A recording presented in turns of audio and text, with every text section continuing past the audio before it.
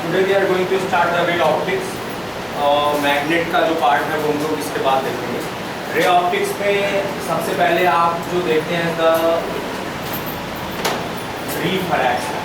तो रिफ्रैक्शन में बेसिक आप ये जानते हैं कि जैसे ही लाइट रे का मीडियम चेंज होगा, इसका जो स्ट्रेट लाइन ट्रैक था वो भी चेंज हो जाएगा। Means when a light enters in new media, it's a straight line track now changes to some other straight line track. अगर इसके पीछे बेसिक मैथमेटिक्स समझने की कोशिश करें तो इसको फॉर्मेट ने एक्सप्लेन किया under the Fermat principle. Fermat ये कहते हैं कि लाइट हमेशा शॉर्टेस्ट ट्रैक को फॉलो करती है। मीन्स हमेशा लाइट एक ऐसे ट्रैक को फॉलो करेगी for which the time of travel is reached, जिसमें मिनिमम टाइम लगे उस ट्रैक को फॉलो करेगी। तो हम लोग का भी यही है, अगर कोई रास्ता लेती है, कोई शॉर्टकट है तो बोलते हैं चलो शॉर्टकट ले लेते हैं। तो इन सेम वे लाइट हमेशा मीडियम में, जैसे किसी मीडियम में एंटर करती है उसको अपना ट्रैक रीडिफाइन करना पड़ता है। इस प्रोसेस में आपको बेंडिंग मिलती है। अब अगर आपको बेंडिंग मिल गई तो मैथमेटिक्स में आप स्नेल्स लॉ के थ्रू लाइट के बेंडिंग को कवर करते हैं। आप ये कहते हैं कि हर मीडियम को एक नंबर प्रोवाइड करते हैं, that is the refractive index. किसी भी मीडियम के लिए जो रिफ्रैक्टिव इंडेक्स है वो एब्सोल्यूट रिफ्रैक्टिव इंडेक्स के नाम से आता है। Is defined as speed of light in air divided by speed of light in that media. जैसे हम ग्लास का जानना चाहते हैं, ग्लास के लिए n कितना है, इसी n से हम कंट्रोल करने वाले हैं कि through what amount light ray bends from its straight line track, कितने डिग्री से बेंडिंग होगी। एक चीज़ और, फॉर्मेट प्रिंसिपल को अगर हम लेके चलें तो जितने भी रूल हैं लाइट के या ऑप्टिक्स के, वो सारे के सारे हम डिराइव कर सकते हैं। अलग बात है कि Fermat principle mostly differential equation पर बेस्ड है और all kind of mathematical functions को हम लोग डिफरेंशियल में कवर भी नहीं कर सकते। इसीलिए क्लास 11th एंड 12th में ये काफ़ी टिपिकल हो जाता है। इसीलिए इसको अंडर ग्रेजुएट कोर्स में अंडर द फॉर्मेट प्रिंसिपल रखा गया। वहाँ आप इंटीग्रेट डिफरेंशिएट करके ट्रैक लेंथ ढूंढेंगे क्या है, कोई भी एक ऑर्बिटरी ट्रैक डिफाइन करेंगे, उसको डिफरेंशिएट करके इक्वल टू 0 कर देंगे, आपको मैक्सिमा या मिनिमा का कॉन्सेप्ट पता चल जाएगा। उसको सेटल करेंगे तो आपको सारे रूल्स जो लाइट के हैं वो निकल के मिलेंगे, या जितने भी इंफॉर्मेशन है लाइट की वो आपको मिल जाएगी। यहाँ हम कन्फर्मेशन में एक एविडेंस दे सकते हैं जिससे आप ये समझ सकते हैं कि फॉर्मेट प्रिंसिपल का कॉन्सेप्ट सही है। जैसे आप हमेशा ये कहते हैं कि जब किसी मीडिया में लाइट प्रोपेगेट करती है तो उसका ट्रैक स्ट्रेट लाइन होता है, क्योंकि किसी एक मीडियम में दो पॉइंट्स के बीच की सबसे शॉर्टेस्ट डिस्टेंस जो होती है वो स्ट्रेट लाइन होती है।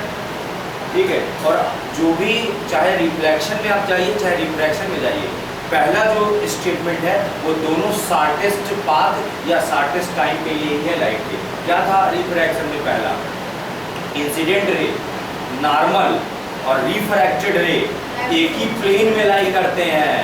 मतलब अगर एक लाइट रे ऐसे आई सरफेस पर गिरी और ये नॉर्मल है, तो अगर आप एक प्लेन डिसाइड कर लें, एक सरफेस जिसमें इंसिडेंट रे है, नॉर्मल है, तो उसी में रिफ्रैक्टेड या उसी में रिफ्लेक्टेड रे आपको मिलेगी। क्योंकि अगर प्लेन छोड़ा लाइट ने तो टाइम ऑफ ट्रेवल मैक्स हो जाएगा, क्योंकि एक प्लेन से दूसरे प्लेन में फिर डिस्टेंस लॉन्गेस्ट हो जाएगी। यानी कि दोनों में, चाहे रिफ्रैक्शन का रूल हो चाहे रिफ्लेक्शन का रूल हो, दोनों में आपने जो पहला रूल लिया था वो फॉर्मेट प्रिंसिपल का कन्फर्मेशन है कि लाइट एक प्लेन में ही आपको मिलेगी। अगर मैंने बोर्ड में एक लाइट को ऐसे दिखा दिया, उसका एक नॉर्मल खींच दिया, तो जो रिफ्रैक्टेड रे है वो बोर्ड के बाहर नहीं निकल सकती, वो इसी बोर्ड में कहीं मिलेगी आपको। क्यों? क्योंकि एक प्लेन में दो पॉइंट के बीच चली गई डिस्टेंस मिनिमम होती है in comparison to two separate plane. तो इस तरीके से हमारे पास रफली कंफर्मेशन है कि लाइट का स्ट्रेट लाइन ट्रैक पर मेंटेन होना ये कंफर्म कर रहा है कि लाइट उस पाथ को फॉलो करने वाली है for which the time of travel is least. ये लाइट का कंजर्वेशन प्रिंसिपल है। इस फैक्ट को लेकर के हम ऑप्टिक्स के सारे रूल को डिजाइन करते हैं in terms of Fermat principle. अलग बात है कि हम लोग को यहाँ सिंपली एप्लीकेशंस देखने हैं, तो उन एप्लीकेशंस को हम दो बार में देख सकते हैं। एक बार स्नेल्स का लगा के रिफ्रैक्शन में और एक बार रिफ्लेक्शन का लॉ लगा के, या फिर हाईवे में चलेंगे तो वहाँ वेव ट्रेसिंग से सीख लेंगे कि लाइट के वेरियस बिहेवियर क्या है। तो यहाँ अब आपको ये देखना है कि लाइट जब अपना मीडिया चेंज करती है तो उस केस में उसका ट्रैवलिंग ट्रैक रीडिफाइन होता है एंड सीम्स टू बेंड। एक नए ट्रैक पर ये दिखता है, जो पुराना ट्रैक लेंथ था वो चेंज हो जाता है। यानी जैसे मीडियम चेंज होता है, जो ट्रैक है लाइट का वो ट्रैक रीडिफाइन होता है।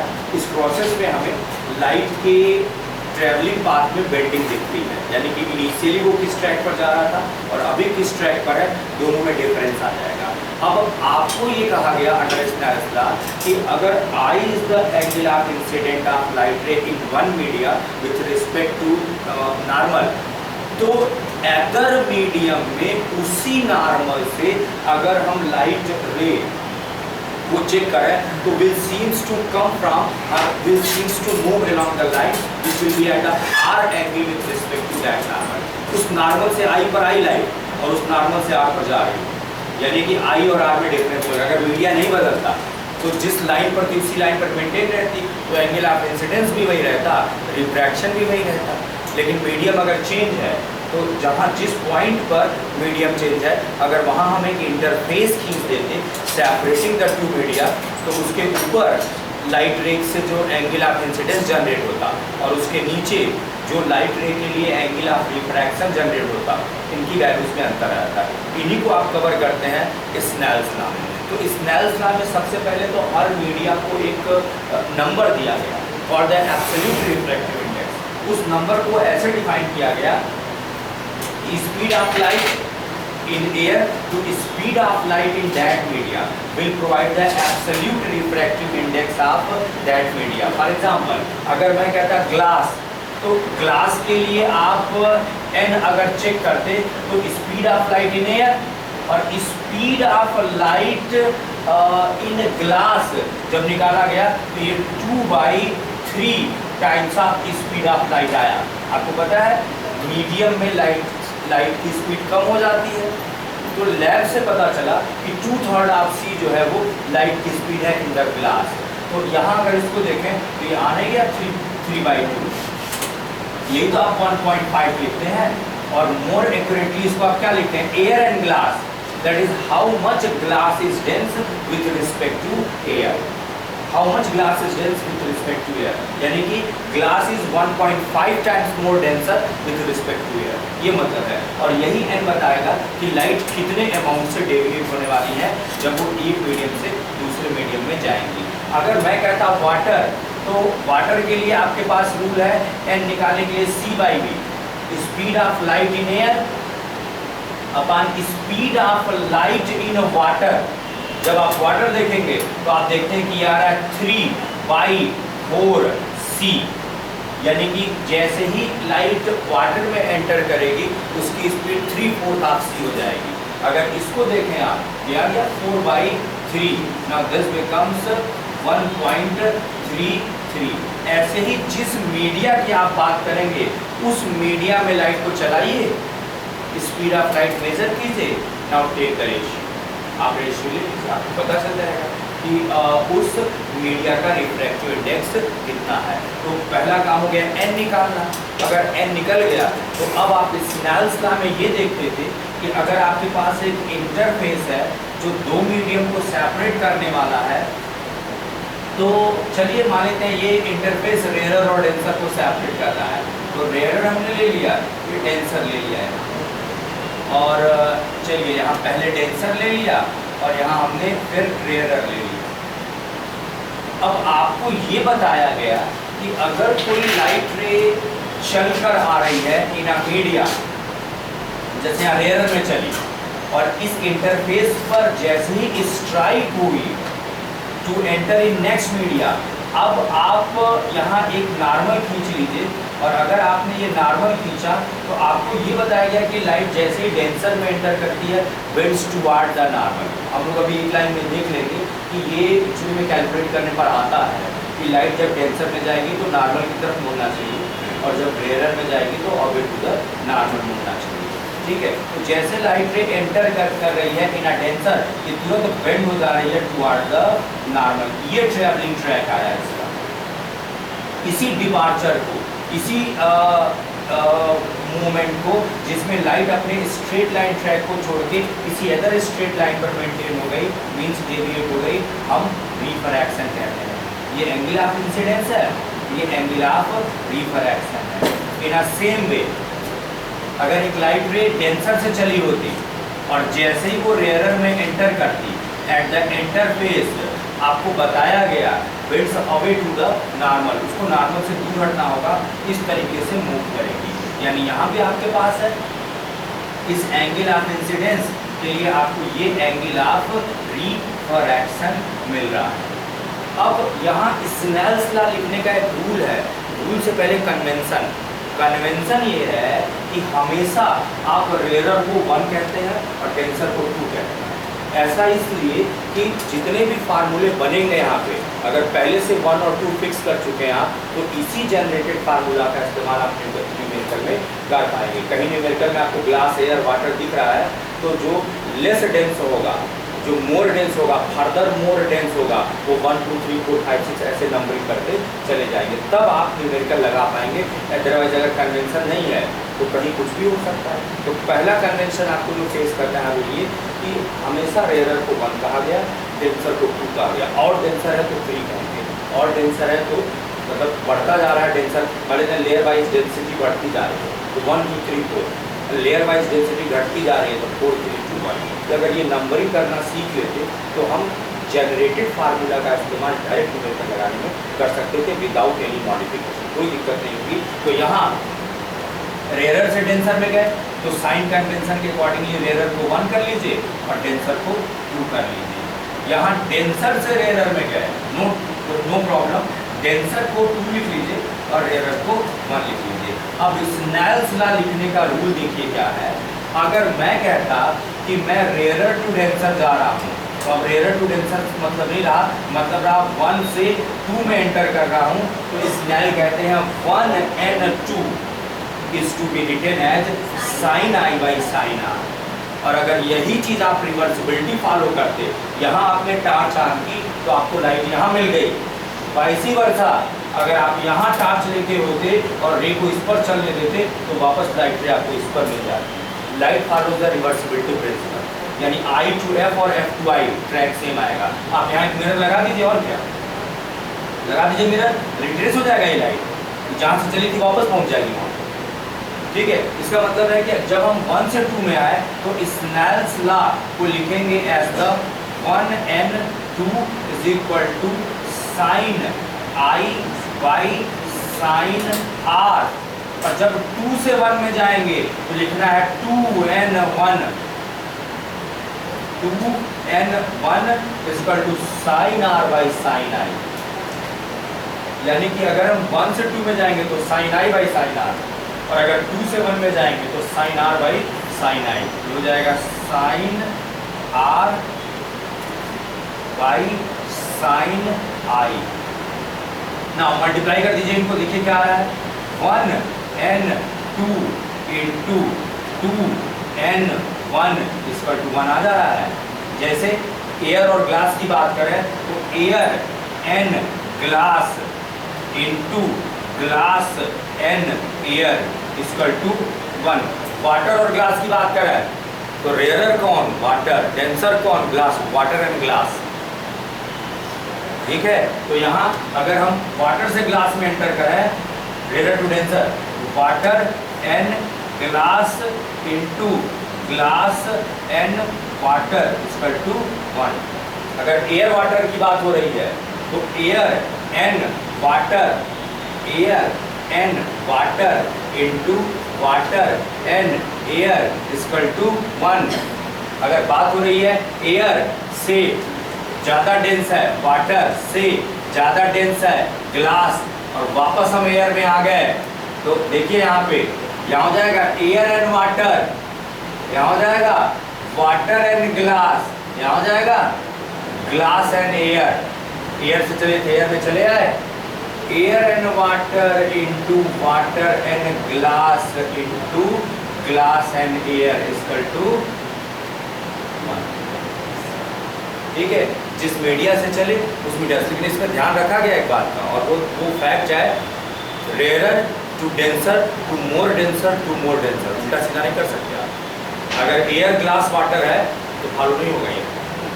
एयर ग्लास वाटर क्योंकि रिफ्रैक्टिव इंडेक्स वेरी कर गए, इंक्रीजिंग ऑर्डर में हमने लिया था। इंक्रीजिंग ऑर्डर में लेने का मतलब है कि लेस डेंस था, थोड़ा सा और डेंस, फर्दर थोड़ा सा और डेंस, ठीक है, और फाइनली एयर में आ गए। तो यहाँ अगर हम स्नेल्स लॉ लिखें तो सबसे पहला काम है हमने स्नेल्स लॉ लिखना सीखा, और ये भी हमको पता चल रहा है कि अगर हम 1n2 लिख रहे हैं इंटू 2n1 तो दोनों ये इंटू करने पर 1 आ जा रहा है। यहाँ से आपको दिख रहा है 1n2 इक्वल टू 1/2n1, ठीक है, यानी 1n2 और 2n1 दोनों इक्वल नहीं है, रेसिप्रोकल टू ईच अदर है। अब इसका मतलब क्या है, जरा ऐसे समझिए, जब आपसे कहा जाए ग्लास का रिफ्रैक्टिव इंडेक्स, तो ग्लास का रिफ्रैक्टिव इंडेक्स मतलब Ng, और ग्लास का रिफ्रैक्टिव इंडेक्स मतलब किसी से तो कंपेयर किए होंगे, कुछ नहीं दे रहा है तो that comparison is from air, इसीलिए ये हुआ Ang, यानी ग्लास का रिफ्रैक्टिव इंडेक्स तो Ng। न्यूमेरिकल में जाएंगे तब ना पता चलेगा कि लाइट एयर एंड ग्लास गई है या ग्लास एंड एयर गई है। आपसे कह रहा है कि ग्लास का रिफ्रैक्टिव इंडेक्स 1.5 होता है, मतलब Ang आपको बता रहा है। अब मान लेते हैं आपने रे डायग्राम बनाया और रे डायग्राम में ग्लास एंड एयर आप मूव कर गए, तो GNA वहाँ अप्लाई हो गया ना, तो आप ये कहेंगे कि GNA is the 1/Ang and Ang is given 1.5, यानी अगर n 1.5 दिया है तो कहीं 1.5 पुट करते हैं, कहीं 1/1.5 पुट करते हैं। क्लियर है, जो दे रहा है वो Ang दे रहा है, और जब रे डायग्राम में जाएंगे तब ना पता चलेगा कि लाइट रे डेंसर टू रेयर गई है या रेयर टू डेंसर गई है। मान लेते हैं किसी सिचुएशन में आपको वहाँ उस फार्मूले में Ang अप्लाई करना है, तो Ang अप्लाई करना है तो डायरेक्ट 1.5 से हटाइए। अब मान लेते हैं रे डायग्राम बनाया और GNA अप्लाई हो रहा है वहाँ पे, तो GNA अप्लाई में मतलब 1/Ang ना, यानी वहाँ जो आप रखेंगे रिफ्रैक्टिव इंडेक्स वो 1/1.5 रखेंगे। इसलिए न्यूमेरिकल लगाने में इस बात का ध्यान रखना होता है कि हमसे कह रहा है कि refractive index of media is से 2, तो वो रिफ्रैक्टिव इंडेक्स ऑफ मीडिया कैसे लिखा जाना चाहिए, रेयरर एंड डेंसर लिखा जाना चाहिए। और जब न्यूमेरिकल लगाने जाएंगे तब ना पता चलेगा कि जो सिचुएशन है वो डेंसर एंड रेयरर की है कि रेयरर एंड डेंसर की है। अगर रेयरर एंड डेंसर है तब तो वो डायरेक्ट उठा के पुट कर लीजिएगा, लेकिन अगर डेंसर एंड रेयरर है तो वही जो n दिए हैं वो 1/n कह के पुट होगा ना वहाँ पे, क्योंकि ग्लास एंड एयर 1/1.5 पुट करते हैं, एयर एंड ग्लास 1.5 पुट करते हैं। दिया क्या जाता है, दिया तो हमेशा रेयरर एंड डेंसर ही दिया जाता है। उसका रीजन है कि रेयरर एंड डेंसर हमेशा एक से बड़ा होगा। तो एक से बड़ा क्यों ले रहे हैं वैल्यू, क्योंकि अगर हम एयर का रिफ्रैक्टिव इंडेक्स निकालें तो c/v speed of light in air upon speed of light in media, media भी एयर है, कितना आएगा, सबसे लोअर रिफ्रैक्टिव इंडेक्स डिफाइन हो गया 1, इससे छोटा नहीं हो सकता। तो ग्लास एंड एयर तो 1 से छोटा होगा, देख लीजिए ग्लास एंड एयर, यानी how the air is dense with respect to glass, ये तो उल्टा बोल रहे हैं, हमको कहना चाहिए था how much glass is dense with respect to air. तो इसीलिए हम कभी भी लिखते नहीं हैं GN में, हम कभी भी WNA नहीं लिखेंगे, ना कभी हम GNW लिखेंगे। GNW का मतलब how much water is dense with respect to glass, गड़बड़ हो गया ना, क्योंकि वाटर तो लेस डेंस है ग्लास से, तो लेस देन 1 में चला गया, यानी कभी भी n लेस देन 1 नहीं हो सकता। इसीलिए लिखने में कभी हम नहीं लिख सकते कि हम डेंसर एंड रेयर लिखें, लेकिन न्यूमेरिकल सिचुएशन तो हैंडल करेंगे तो वो तो न्यूमेरिकल है, उसमें तो लाइट रे अगर ग्लास से एयर में आ रही है तो GNA अप्लाई होगा वहाँ पे, तो GNA अप्लाई होगा, दिया Ang है तो प्रूव हो गया ना GNA इज द 1/Ang, यानी ऐसी प्रॉब्लम में जो रिफ्रैक्टिव इंडेक्स n होता है उसको 1/n रखते हैं। ये हम लोग न्यूमेरिकल लगाएंगे तो देखेंगे, फिलहाल हम सिर्फ आपको फैमिलियर कराना है कि स्नेल्स लॉ आपको इनेबल करता है to apply the n properly, क्योंकि अगर n प्रॉपरली अप्लाई नहीं करेंगे तो आपको सही से बेंडिंग नहीं पता चलता है। तो यहाँ हमने पहला पार्ट आपको दिखाया how the Snell's law is to be written. हम ये कह रहे हैं कि doesn't mean that we are going to rare to denser और we are going from denser to rare, mean is that हमेशा रेयर को 1 कर लीजिए, डेंसर को 2 कर लीजिए। अगर आप 1 से 2 में गए तो लिखेंगे 1n2 sin i by sin r, अगर 2 से 1 में जाएंगे तो लिखेंगे 2n1 sin r by sin i। और हमने दिखाया कि अगर दोनों को मल्टीप्लाई करते हैं तो एक रिलेशन भी मिल जा रहा है आपको 1n2 और 2n1 का। इसमें हम कह रहे हैं कि 1n2 इज प्रॉपर, मतलब जब भी आपको दिया जाता है तो 1n2 ही दिया जाता है। 1n2 मतलब रेयरर एंड डेंसर दिया जाता है, ठीक है। अब आइए कि ये बात तो हम लोग को रटाई गई कि हमेशा लाइट रे जब भी डेंसर में गई इसको नॉर्मल की तरफ मुड़ना चाहिए, और जब भी रेयर में गई नॉर्मल से हमें मुड़ना चाहिए। चलिए आज प्रूव करके देख लेते हैं कि ये कैसे डिसाइड किया गया होगा कि बेंड्स टुवर्ड द नॉर्मल और bends away to the normal. चलिए हम यहाँ स्नेल्सला इसमें लगा देते हैं। अगर स्नेल्सला लगा देते इस पर तो 1n2 को हम लिख सकते हैं sine I by sine R लिख सकते हैं, और 1n2 को लिख सकते हैं n2 by n1। How much denser medium is dense with respect to rare medium 1, यही ना। 1n2 2 की डेंसिटी और refractive index with respect to 1, और n2 क्या c बाई v2 नहीं है क्या, है ना, c by v2 n2 second media का रिफ्रैक्टिव इंडेक्स कैसे निकला होगा, c बाई v2 से निकला होगा। तो ये हो जाएगा c बाई v2। v2 क्या है, speed of light in media 2, जो भी मीडिया है 2 उसमें स्पीड की लाइट कितनी है अपॉन n1 कितना हो जाएगा c बाई v1। ये आपके पास आ जाएगा v1 बाई v2। देखिए आप डेंसर में एंटर कर रहे हैं ना, तो डेंसर में तो वेलोसिटी कम होती है और रेयर में वेलोसिटी ज़्यादा होती है। इसका मतलब है v2 कम है, v1 ज़्यादा है, यानी v1 ज़्यादा है और v2 कम है, ये ग्रेटर देन 1 हो गया। इसीलिए ना स्नेल्सला लिखे हैं, और ये रेयर से डेंसर में गए हैं, और डेंसर में जाने पर वेलोसिटी कम हो जाती है, यानी v2 कम है, v2 कम है यानी v1 ज़्यादा है, v1 ज़्यादा है तो ग्रेटर देन 1 हो गया। यानी हम इस डायग्राम से क्या कंक्लूड कर रहे हैं, यही ना, sine I by sine R greater than 1, ठीक है। उधर sine I greater than sine R क्या प्रूव हो गया, I ग्रेटर देन R क्या प्रूव हो गया, R लेस देन I है नहीं, R less than I। Clear है कि क्या चीज़ आपको नहीं बताया गया, आपको ये नहीं बताया गया कि जब लाइट डेंसर में जाएगी तो उसकी वेलोसिटी कम होगी, और जैसे ही स्नेल्सला लगाएंगे आपको डेंसर में आएंगी रिड्यूस्ड मिलेगा। तो इतनी लंबी चौड़ी बात ना बता के सीधे सीधे आपको बता दिया गया कि जब आप डेंसर में जाओगे तो नॉर्मल की तरफ बेंड कर लेना रेस, और जब आप रेयरर में आओगे तो अवे टू द नॉर्मल। ऐसा इस वजह से हो रहा है क्योंकि यहाँ डेंसर में आने पे वेलोसिटी घट रही है, और वेलोसिटी घटने पर उसका एंगल भी घट जा रहा है, और यहाँ वेलोसिटी बढ़ जाएगी रेयर में, बढ़ते ही उसका एंगल आप अगर हम सॉल्व करें स्नेल्सला लगा के उसका एंगल ऑफ रिफ्रैक्शन बढ़ जाएगा। तो आपने स्नेल्सला अप्लाई करना सीख लिया। आपने ये भी सीख लिया कि किसी मीडिया का n कैसे निकालते हैं, c बाई v से निकालते हैं। c फिक्स है, speed of light in air, v उस मीडियम में लाइट को चलाना होगा, और मीडियम में लाइट को चलाने पर उसकी जो वेलोसिटी आएगी उसको पुट करना होगा। अगर ऐसा है तो आपको refractive index, absolute refractive index of that media बता सकेगा। नथिंग इज गिवन, तो एयर के कंपैरेटिवली आप सारा डिस्कशन कर रहे हैं। फॉर एग्जांपल मैं आपसे कहता वाटर का रिफ्रैक्टिव इंडेक्स, तो आप लिखते हैं एयर एंड वाटर। मैं आपसे कहता ग्लास का रिफ्रैक्टिव इंडेक्स, तो मतलब है ANG। और मैं कहता कि light ray water to glass या ग्लास टू वाटर चलने वाली है, तो वाटर टू ग्लास चलेगी तो WNG, और ग्लास टू वाटर चलेगी तो GNW। यानी कि ये जो WNG और GNW है, इसमें मैथमेटिकली अलाउड क्या है लिखना, अलाउड है वाटर एंड ग्लास। अलग बात है कि लाइट ग्लास से वाटर में जा रही है तो वहाँ तैयार होगा GNW, तो GNW को 1/WNG नहीं लिख सकते हैं, लिखेंगे कि नहीं लिखेंगे, क्योंकि WNG GNW नहीं छोड़ सकते उसको, मतलब हम डेंसर एंड रेयर लिख के नहीं छोड़ सकते, हमको हमेशा प्रॉपरली लिखना होगा।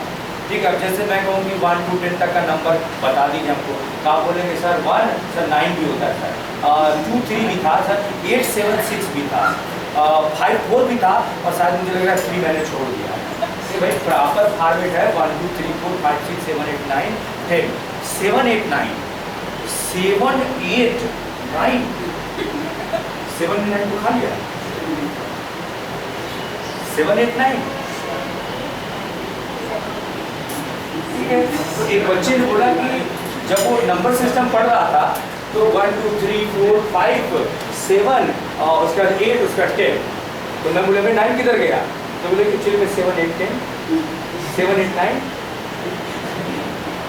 9 मर गया, ठीक है, इसीलिए 10 आ गया। दूसरा ब्रिलियंट बच्चा था, बोली 1 to 10 लिखो झट से, तुरंत उसने लिख दिया 1 to 10, बवाले खत्म हो गए। एलकेजी के बच्चे की बात कर रहा हूँ, 1 to 10 तक का नंबर है, 1 to 100, ठीक है।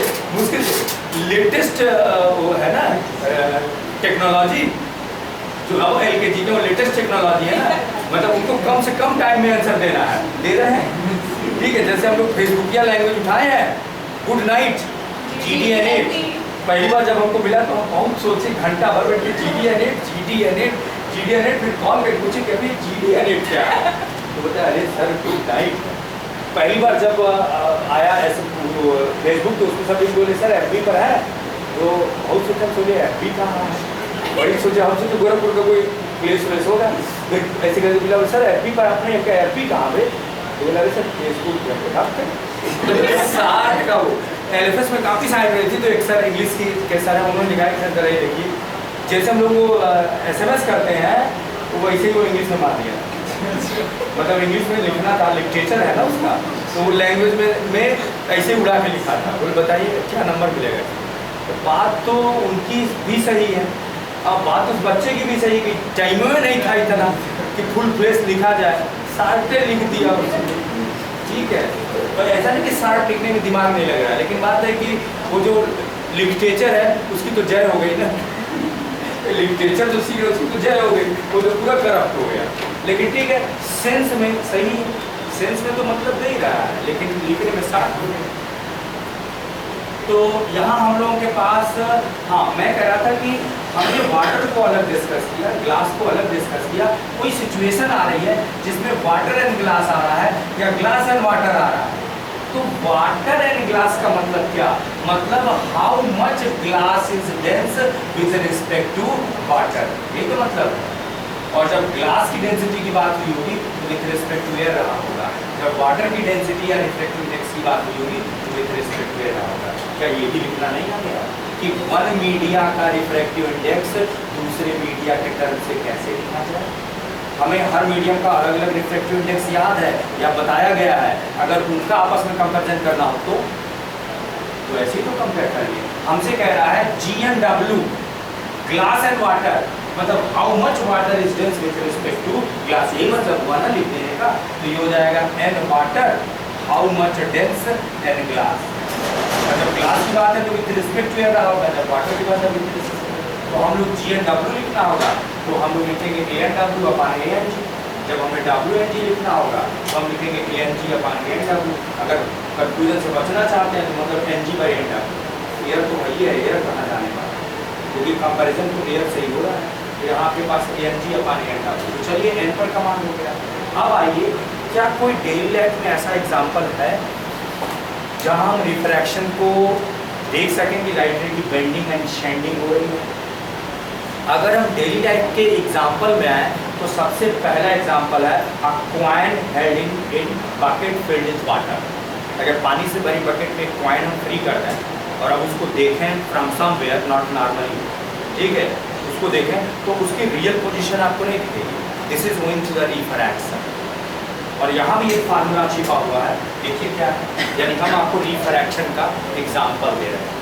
रिफ्रैक्शन का पहला एग्जाम्पल है कि अगर हमने एक कॉइन को बकेट में छोड़ दिया फिल्ड विद वाटर तो हमें उस कॉइन की एक अपरेंट पोजीशन मिलने वाली है। तो अगर डायग्राम में देखें तो कैसे दिखेगा और यहाँ से कौन सा फार्मूला निकल कर आ रहा है, इस पर आपको न्यूमेरिकल मिल जाएगा।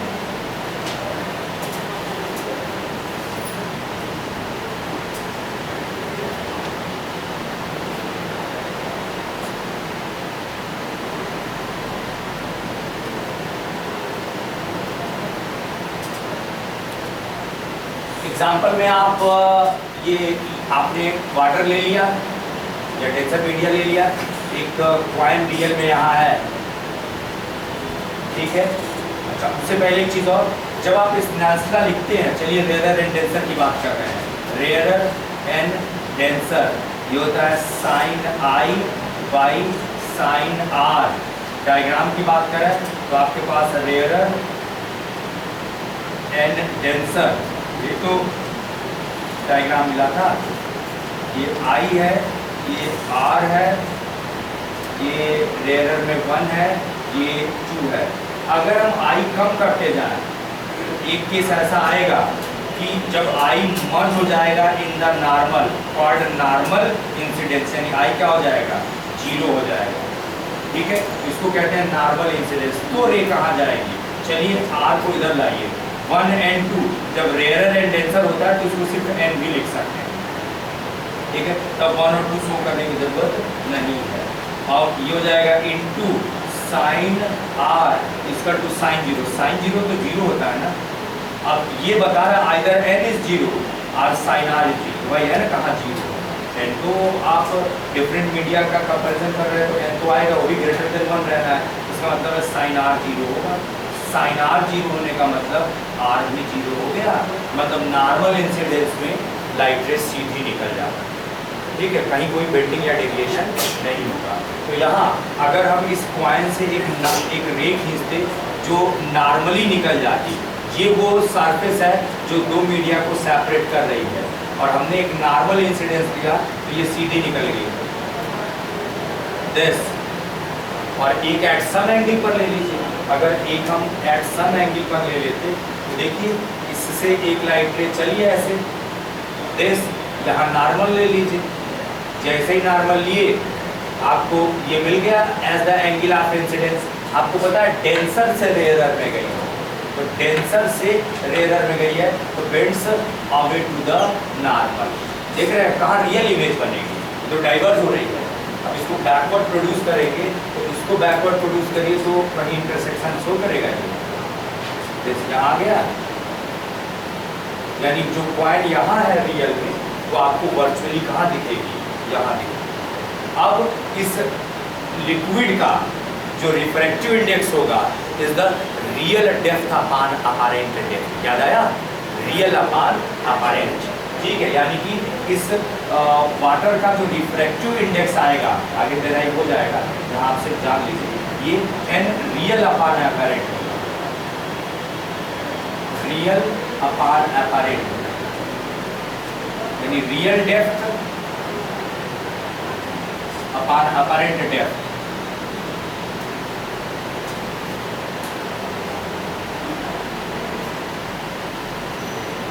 रियल डेप्थ अगर मान लेते हैं, मैं कहता कि आपको टी थिकनेस का हमने यहाँ लिक्विड कॉलम तैयार किया, ठीक है, तो आपको यही तो अपैरेंट डेप्थ मिल रहा है। यहाँ से क्या आप अपैरेंट डेप्थ नहीं निकाल सकते हैं, रियल बाई एन, क्या फार्मूला नहीं याद करा जाता, टी बाई एन। अगर टी डेप्थ बिलो था तो इमेज जो बनेगी वो टी बाई एन पर बनेगी, अपैरेंट डेप्थ। ठीक है, तो यहाँ से जो फार्मूला तैयार हो रहा है वो अपैरेंट डेप्थ का तैयार हो रहा है, इसका टू रियल डेप्थ टी है by n, t by n, यानी अगर टी डेप्थ पे था तो आपको वर्चुअली टी बाई एन पे दिखेगा। शिफ्टिंग, इतनी शिफ्टिंग हो गई, टी था टी बाई एन पे दिख रहा है, तो शिफ्टिंग तो t minus t by n की हो गई, ये हो गई शिफ्टिंग, इसका to t minus t by n. अब आपसे एक क्वेश्चन तो यही खुद तैयार हो गया कि अगर टी डेप्थ बिलो था तो उसकी अपैरेंट पोजीशन क्या होगी, टी बाई एन पर होगी, उसकी शिफ्टिंग कितनी होगी, t minus t by n की होगी। अब आपसे ये ऐसे कहते हैं कि कई सारी इमिसिबल लिक्विड को वन अबव द अदर रखते चले गए। अब अगर एक पॉइंट उसके बॉटम में होता तो उसकी अपैरेंट पोजीशन क्या होगी। तो क्वेश्चन का फॉर्मेट तो ऐसा दिखेगा कि ये एक कंटेनर हो गया, इसमें T1 हाइट तक N1 रिफ्रैक्टिव इंडेक्स की लिक्विड फिल कर दी, T2 हाइट तक N2 रिफ्रैक्टिव इंडेक्स की लिक्विड फिल कर दी, और T3 हाइट तक हमने N3 रिफ्रैक्टिव इंडेक्स की लिक्विड फिल कर दी। अब ये आपसे अपैरेंट डेप्थ पूछ रहे हैं, तो देखिए रियल यहाँ था तो यही मिलेगा ना आपको अपैरेंट, यहाँ कहीं मिलेगा, क्या किया होगा, इस T1 थिकनेस की लिक्विड ने उसकी पोजीशन T1/N1 कर ली होगी, और जब T2 की बारी आई होगी तो T2/N2 पर शिफ्ट कर लिया होगा, और जब T3 की बारी आई होगी तो T3/N3 पर। तो रियल जो अपरेंट आपको मिलेगा वो कहाँ मिलेगा, T1/N1 plus T2/N2 plus T3/N3, यानी कि हर बार अलग अलग आप लिक्विड की शिफ्टिंग कैलकुलेट कर लीजिए। ठीक है, लिक्विड 1 ने क्या किया, T1/N1 से लिफ्ट कर दिया, या अपने फ्री सरफेस के रिस्पेक्ट में T1/N1 डेप्थ बिलो बना रहा है। लिक्विड 2 अपने फ्री सरफेस के रिस्पेक्ट में T2/N2 डेप्थ बिलो बना रहा है, और जब लिक्विड 3 का चांस आया तो इसने जो भी ऑब्जेक्ट जो भी फेस किया एज अ ऑब्जेक्ट उसको अपनी सरफेस से T3/N3 बिलो बनाया, तो टोटल कितना बिलो चला गया। अगर टोटल की बात करेंगे तो आप कह सकते हैं अपरेंट शिफ्ट जो है, अपरेंट डेप्थ शिफ्ट नहीं, अपरेंट डेप्थ जो दिखेगी आपको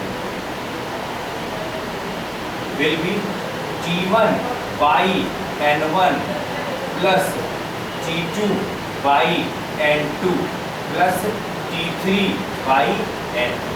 इससे निकल जाएगा कि अभी वो कितना नीचे आपको दिख रहा होगा with respect to the free surface. ठीक है, अगर शिफ्टिंग की बात करें तो T1 plus T2 plus T3 में से माइनस कर देना चाहिए, टोटल डेप्थ कितना हो जाएगा, T1 plus T2 plus T3 हो जाएगा। तो अगर शिफ्टिंग की बात करेंगे यहाँ पे तो देखिए शिफ्टिंग क्या होगा, शिफ्टिंग हो जाएगा आपके पास यहाँ total depth T1 plus T2 plus T3 minus apparent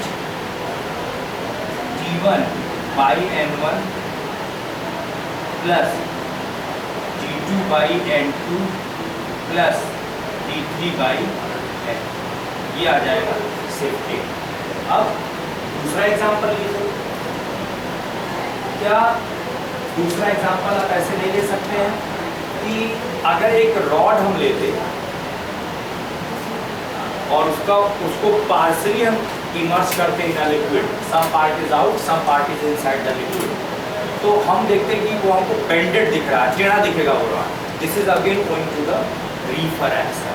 तो अगर दूसरा एग्जांपल हम आपको दिखाएं तो दूसरा एग्जांपल देखिए,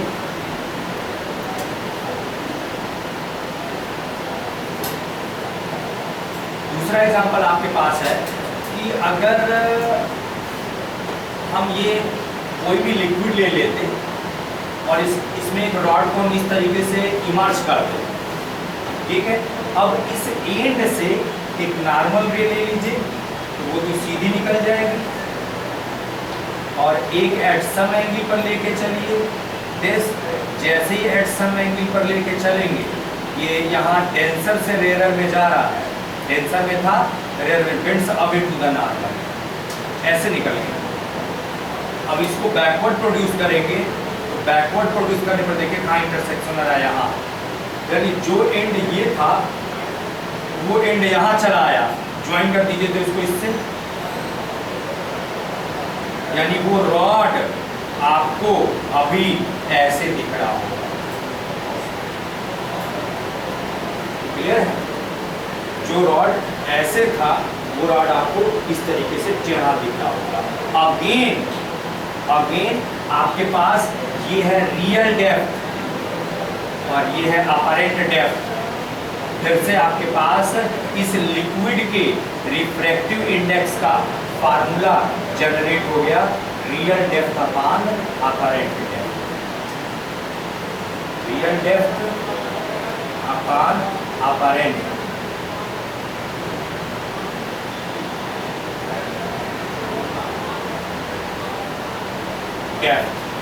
तीसरा एग्जांपल ले लीजिए, अगर हम और ऑब्जेक्ट जिसको देखना है कि बीच में एक ग्लास स्लैब खड़ा कर देते तो उस केस में आपको अपरेंट पोजीशन ऑफ ऑब्जेक्ट मिलता, वो जो था ऑब्जेक्ट वो कहीं ओ डैश पे चला जाता।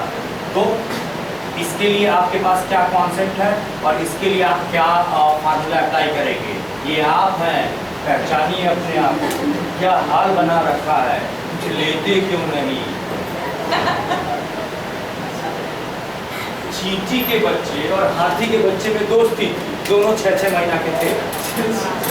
तो हाथिया का बच्चा था वो, भाई हाथी का बच्चा तो भाई फिजिकली तो थोड़ा बड़ा होगा ही, चींटी का बच्चा तो भाई चींटी और चींटी का बच्चा बराबर है, ठीक है, इसका तो कोई फैक्टर लगा नहीं है। तो हथिया का बच्चा एक दिन खेलते खेलते चींटिया के बच्चे से कमेंट कर दिया कि मैं तो 6 महीने का हूँ एंड आई एम स्ट्रॉन्ग, और तुम भी तो 6 महीने के हो और ऐसे क्यों? तो चींटिया पूछी थोड़ी देर में, क्या खाते हो? तो बोला आई एम कॉम्प्लान बॉय। तो फिर हथिया को बच्चा भी थोड़ी देर में रिप्लाई किया, और तुम? तो उसने तुरंत आंसर दिया, झंडू का केसरी जीवन मानो जिंदगी कब सी जाए। ठीक है, चलिए अच्छी बात है। उसमें झंडू के केसरी जीवन का ऐड आता है टीवी में। ऐड ऐसे आता है कि ग्रैंडपा ग्रैंडमा घूमने निकले हैं और एक यंग कपल घूमने निकला, तो कहीं कश्मीर या नैनीताल का सीन है। तो उसमें वो जो यंग लेडी वो बोलती है कि वो फ्लावर मुझे चाहिए पहाड़ी पर, तो आदमी दौड़ के जाता है, फूल लेकर चला आता है। तो वो जो ग्रैंड माँ होती है वो भी बोलती है कि मुझे भी फूल चाहिए, तो ग्रैंड पत्र दौड़ के जाते बोलते बेटा जरा मेरे लिए भी तोड़ लेना। तो नीचे ऐड देता है झंडू का केसरी। ठीक है, मीन्स आपकी एनर्जी मेंटेन रहेगी और आप बिल्कुल वैसे ही रहेंगे जैसे। तो चींटी झंडू का केसरी जीवन का, इसीलिए उसका ग्रोथ नहीं होता, वही है। अब कम प्लान है तो भाई पहाड़ हो जाएंगे आप। इतना तो छोड़िए, एक भाई साहब सिटी से जंगल में टहलने गए, ठीक है, एक सांप लटक रहा था, उसके पास जाके बोले लटकने से काम नहीं चलेगा, मम्मी से बोलो कम प्लान है। ठीक है, इतना भी छोड़िए गनीमत है। तू जो फ्रेंड घूमने गए जंगल में, और जैसे ही अभी घुसे थे जंगल में कि रोरिंग सुनाई दी उनको, दहाड़ शेर की।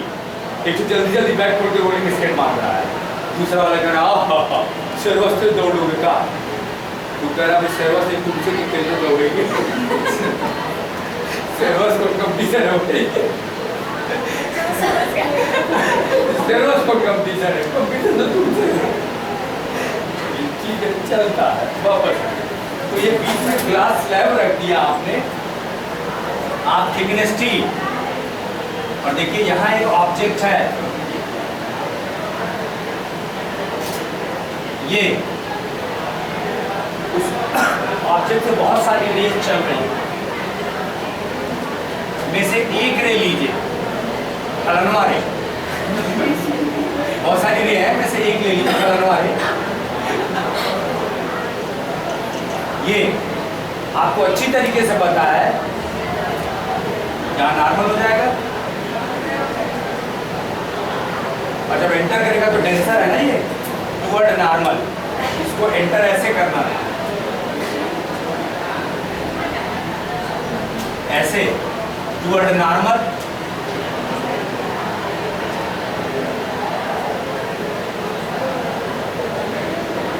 ऐसे।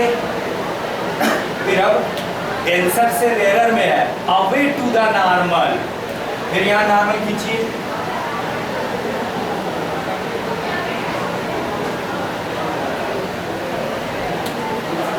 अब इसको अवे टू द नॉर्मल होना है। ये बात बताई गई ना कि पैरेलल रेज हो जाती है रिफ्रैक्शन के बाद, इसी के पैरेलल जनरेट करना है यहाँ। ये देखिए, ये अगर ये इस तरीके से रह गई, अगर इसको बैकवर्ड प्रोड्यूस करें तो इसी के पैरेलल तो है।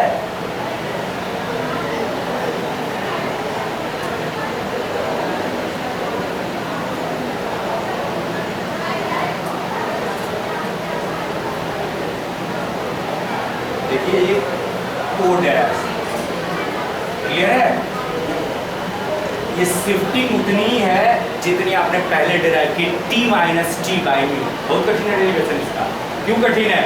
इतना हाई है, इतना थिकनेस है और इतना ये है, सब लेके चलना पड़ेगा ना, मैकेनिक्स इन्वॉल्व हो गया ना। तो इससे बचने का एक ही ऑप्शन है, शिफ्टिंग तो याद है आपको ना, क्योंकि शिफ्टिंग तो डिपेंडेंट है कि कितना ये है कितना वो है, मतलब कितना थिकनेस इन्वॉल्व है मीडिया का। तो तो शिफ्टिंग जो अभी भी आएगी वो t minus t by mu आएगी। अगर t is the thickness of this slab और mu is the refractive index, तो आप निकाल चुके हैं शिफ्टिंग हो जाएगी t minus t by mu. अब क्या ये बात याद है? क्योंकि हर 6 साल में 5 साल में क्वेश्चन पूछता है lateral shifting between the incident and refracted रे। लेटरल शिफ्टिंग, यही ना? क्यों? इन दोनों रेस के बीच जो परपेंडिकुलर डिस्टेंस है इसको लेटरल शिफ्ट बोलते हैं, याद है? हमने ये निकाला है, ये शिफ्टिंग ऑफ ऑब्जेक्ट निकाला है t minus t by mu. कोई मतलब नहीं है कि आप कितनी दूर खड़े हैं, कोई मतलब नहीं है कि कितनी दूर आपने ऑब्जेक्ट को रखा है। सिर्फ हम ये बता रहे हैं कि पहले ऑब्जेक्ट जहाँ था और अभी जहाँ है के बीच में t minus t by mu का अंतर आ जाएगा। सीधी सी बात है, अगर मैं कहता कि इनिशियल पोजीशन वाज x, तो अभी कितना लेना चाहिए पोजीशन? x में से इतना माइनस नहीं हो जाएगा? क्यों? x में से इतना माइनस हो जाएगा, तो वो तो मैकेनिक्स में चला गया ना। हम शिफ्टिंग काउंट कर ले रहे हैं, बाद में देखेंगे क्या पूछ रहे हैं। इसमें ये वाला जो पार्ट है, ये इसको लेटरल शिफ्ट कहते हैं, ये भी रखना होगा, अगर ट्रिग्नोमेट्री से निकालेंगे तो काफी लेंथी है। लेटरल शिफ्ट ये होता है यहाँ t sec r sin i minus r। i क्या है? Angle of incidence. r क्या है? Angle of refraction. कहाँ दिखेगा? ये रे ऐसे गई है और ये नॉर्मल है, कहाँ है एंगल ऑफ इंसिडेंस? ये है एंगल ऑफ इंसिडेंस। और रिफ्रैक्शन, ये रे रेड ऐसे गई है और ये नॉर्मल है, क्या refraction?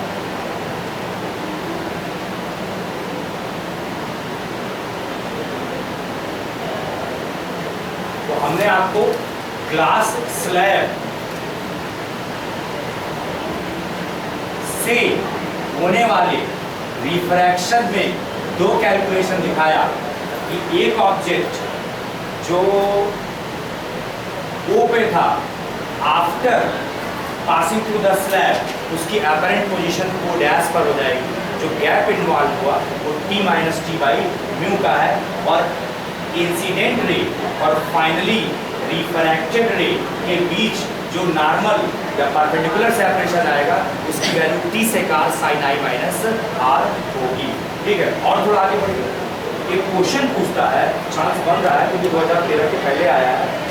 A bird in space seeing a fish in water, apparent position बताइए। Vice versa, fish in water which is saying a flying eagle in space, apparent position बताइए। ईगल को फिश पास लगेगी, उसे लगेगा पास है, तो वही है, अभी पॉइंट दिख रहे थे तो कौन ऊपर नहीं आ गया था। ठीक है, और फिश को रिवर्स हो गया ना, ईगल आगे पार्ट लगेगा, यानी फिश को लगेगा तो बहुत दूर है, पता चलेगा वहीं सर पे है। और ईगल को लगेगा कि fish is very very near to it, क्योंकि अपरेंट शिफ्ट हो रहा है ना। तो ये कैलकुलेशन कैसे? नहीं मौसरी बेच रहे थे, मौसरी। ठीक है ना, यहाँ से 60-70 किलोमीटर दूर कोई गांव है, याद नहीं रहेगा क्या, वहाँ एक मछली मिलते सुनते बड़ी फेमस है, चेपुआ। चेपुआ मछली का नाम है। वो सिर्फ 1 घंटा ही पानी के बाहर उसको रखा जा सकता है मुर्दा पकाने के लिए, 1 घंटे बाद सड़ जाती है। उसको 1 घंटे तक, जैसे और मछली को फ्रीज कर देते हैं ना, काफ़ी दिन तक रह जाती है, 6-6 महीना तक रह जाती है। जैसे कैरलाइट है, सब केरला से मछली चलती है और यहाँ तक आने में 3 दिन लगता है। नाक नहीं दे जाता, इतना तेज बदबू देता है, लेकिन उसको फ्राई करके सब खाते में करने बड़ा मजा है। ठीक है, और अगर बगल वाले घर वाले ढकसते मर जाते हैं, इतना तेज मारता है। मतलब हम लोग गोभी का चोटी जानते हैं, चोटी समझते हैं। जब कोई वेजिटेबल सस्ता हो जाता है, ठीक है, और ज़्यादा फ्री मिलने लगता है, तो उसको क्या करते हैं, स्लाइस करके सुखा लेते हैं, प्रिजर्व। ठीक है, और वही चीज़ लेटेस्ट में आई है कि नमक के पानी में ब्राइन में डुबो देते हैं। ठीक है, तो ब्राइन वाले में सोना बिगड़ जाता है, उसको सुखा देते हैं। जैसे गोभी है, सीजन में तो 80 रुपये 90 रुपये, और जहाँ जो है वो पूरा फूल आया लास्ट है तो ये 5 रुपये किलो मिलती है, क्योंकि इसमें कीड़े लगने लगते हैं। और अच्छी भी मिलती है, ऐसा नहीं है। तो क्या करते हैं, घर में ले आए 20 फुट खरीद के ले आए और तोड़ के धूप में रख के सुखा दिए, और उसके बाद उसको धागे में पिरो दिए, माला तैयार हो गया, जाके जंगल में टांग दिए, और रोज 3-3 जो नोचेंगे